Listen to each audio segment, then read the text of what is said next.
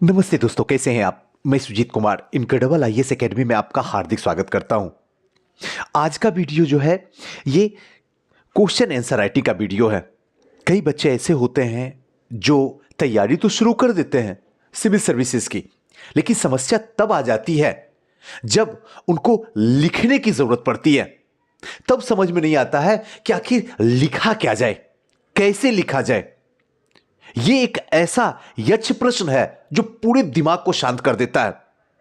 और आजकल ट्रेंडिंग होता है कि टॉपर की कॉपी को दिखाया जाए और टॉपर की कॉपी से बच्चे को समझाया जाए।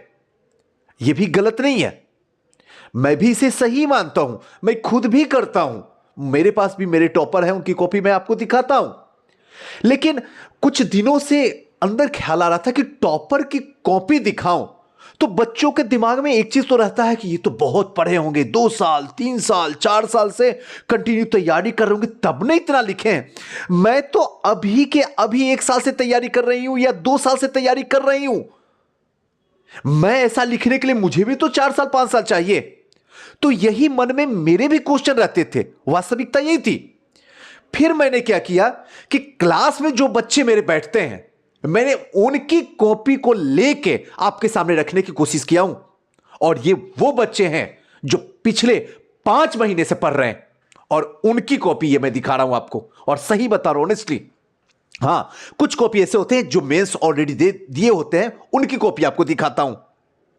लेकिन ज्यादातर कॉपी उन लोगों की दिखाता हूं जो खुद अभी अपने मेहनत के दम पे ये 5 महीने 6 महीने 7 महीने में कितना इंप्रूव कर लिए हैं। और अगर आपका इंप्रूव नहीं हुआ है तो ये सोचने का प्रश्न है, सोचना पड़ेगा आपको। तो आइए देखते हैं क्वेश्चन को। ये जो क्वेश्चन है ये एंशिएंट इंडिया से है, यानी कि प्राचीन भारत से है। और ये क्वेश्चन जो है 63वां में पूछा गया क्वेश्चन है। हमारे क्लास के बच्चे ही इसको सॉल्व किए हैं और देखना है कि इनको कितना मैं नंबर देता हूं। वो तो डिस्प्ले हो ही गया 22 नंबर। कैसे लिखे हैं वो भी आप देख लीजिए। क्वेश्चन आपके सामने है, सिंधु सभ्यता के नगर नियोजन के मुख्य लक्षणों का परीक्षण करना है और आधुनिक नगर नियोजन में ये लक्षण कहां तक पाए जाते हैं। दोस्तों, मैं हमेशा एक बात कहता हूं कि अगर कुछ लिखना हो तो जिस पे लिखना हो ना, पहले उसको समझ लो। क्योंकि जब तक उसको समझोगे नहीं ना, जिंदगी में कभी सही लिख नहीं पाओगे।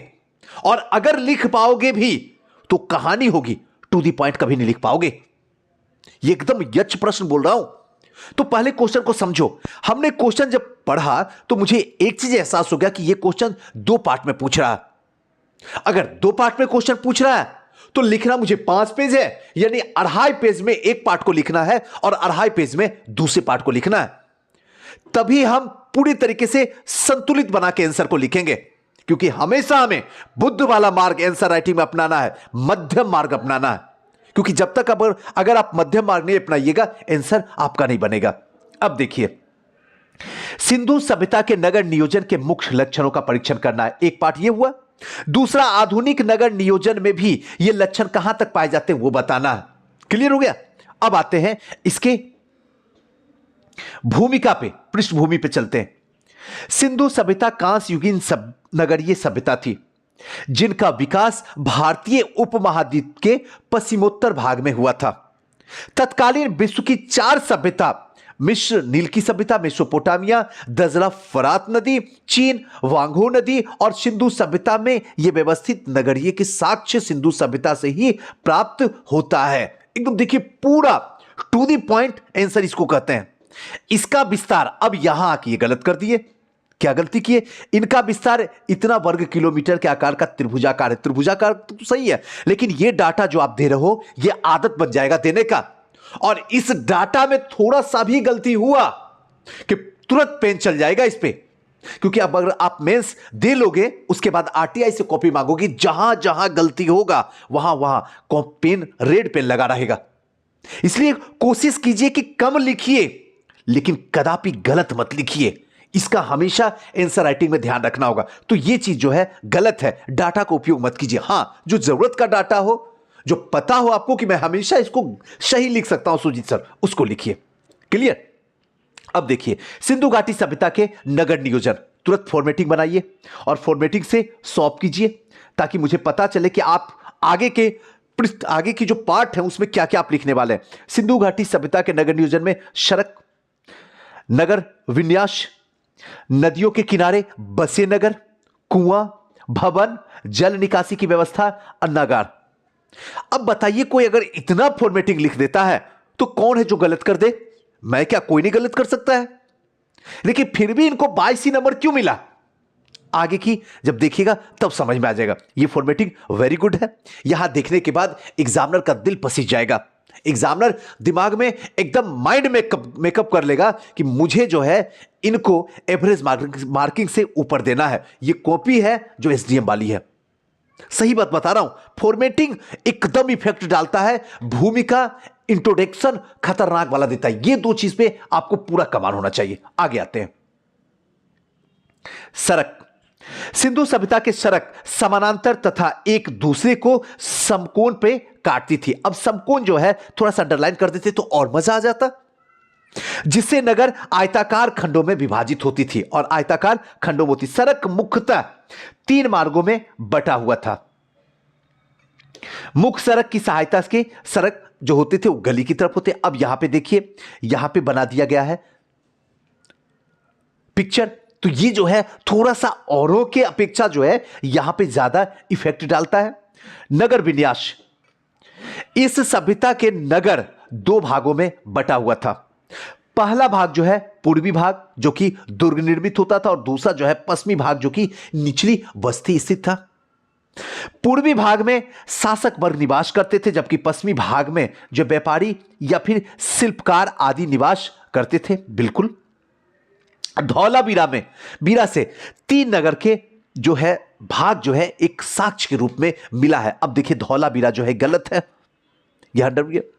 अब आपने बताया कि 2 भाग में है, धौलावीरा इकलौता है नगर जो 3 भागों में बंटने के साक्ष्य वहां से मिला है। इंडिकेट कर दिया, मजा आ गया। 2 तो है, ये तीसरा धौलावीरा भी बता रहे हैं। नदियों के किनारे बसे नगर।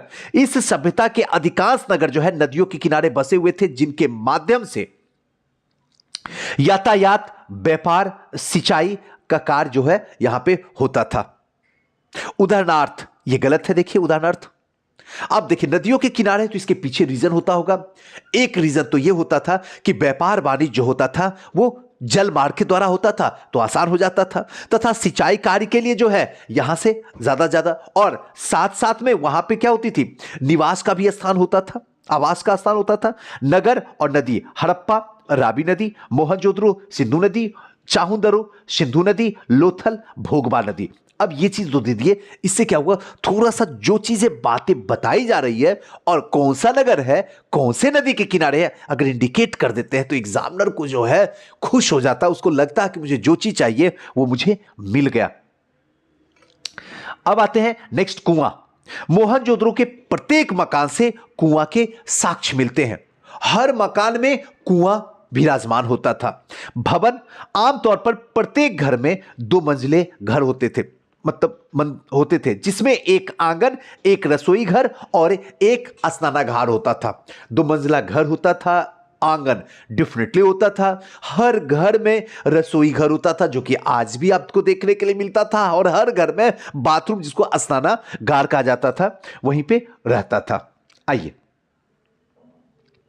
अब देखिए, घर के दरवाजे तथा खिड़कियां गलियों में खुलते थे। अब देखिए मैं है, मैं को अंडरलाइन करके इसको मैं बनाने की कोशिश करते हैं। ऐसी गलती मत किया कीजिए, यह गलती नहीं होनी चाहिए, जिसमें धूल कण का प्रवेश ना करना। एक तो धूल कण का प्रवेश ना करना ये तो है ही था, और साथ साथ में जो है वहां पे जो पर्दा प्रथा था उसका भी पालन करना था। अगर ये लाइन लिखते ना तो और मजा आ जाता सच में।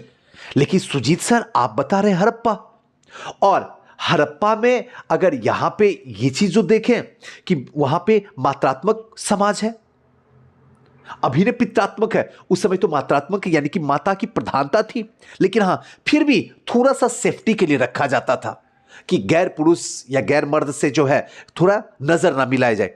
खैर जो भी है ये भी सही है। धूलकर भवन समांतर पक्की ईंटों के बने होते थे और इनकी लंबाई, चौड़ाई, मोटाई अनुपात 4:2:1 था। कालीबंगा और रंगपुरा को छोड़कर कालीबंगा और रंगपुर ये दो ऐसे थे जिनको छोड़कर बाकी जितने भी भवन होते थे वहां पे अगर देखा जाए तो लंबाई, चौड़ाई और मोटाई जो है 4:2:1 में हुआ करती थी।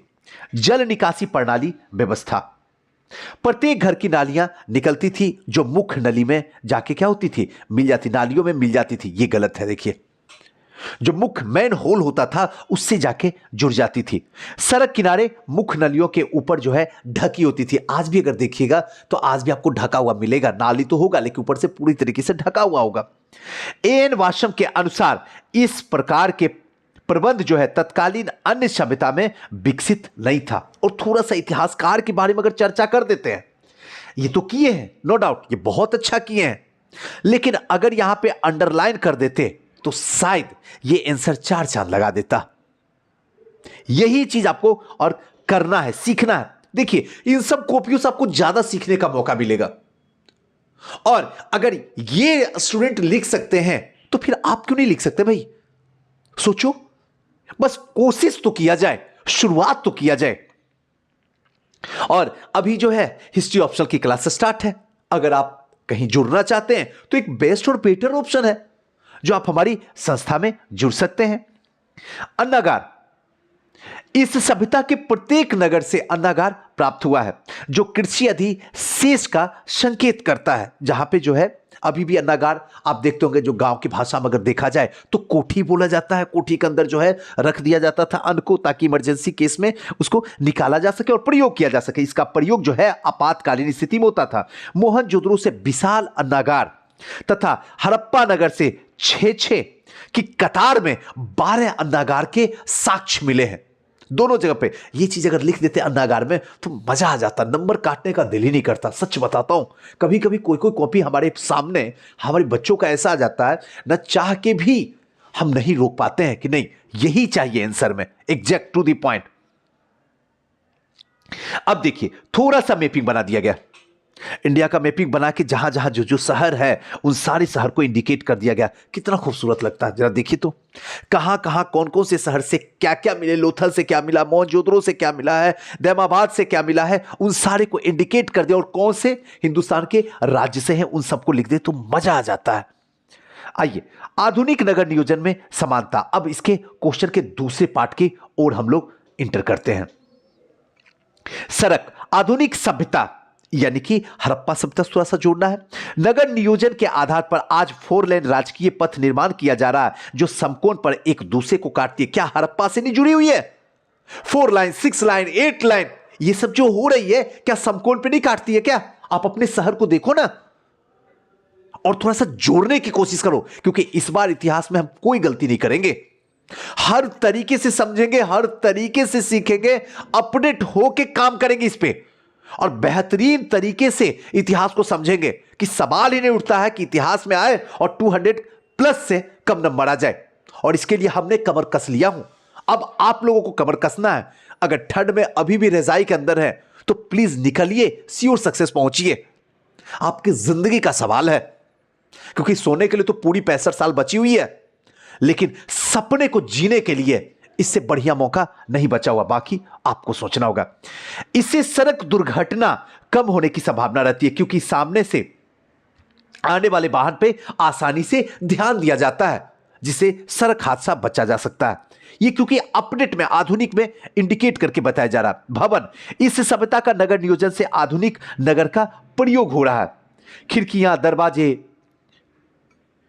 वेंटिलेटर आदि मुख्य सड़क से अलग रखा जाता है, जिससे कि वहां की चलने वाली गंदगियां, आंधी, तूफान जो भी है उन सब से क्या है बिल्कुल दूर रखा है, जिससे प्रदूषण जो है हमारे घर में प्रवेश ना कर सके। इसलिए खिड़कियां, दरवाजे को जो है बैक साइड में रखा जाता है। नदियां, सिंधु सभ्यता के नगर नियोजन से प्रभावित आज भी विश्व के अधिकांश नगर नदियों के किनारे बसाए गए। बहुत सारे ऐसे जगह हैं विश्व में जो नदियों के किनारे शहर बसाया जाता है। इससे जल आपूर्ति, आवागमन के साधन, व्यापार करना आसान हो जाता है।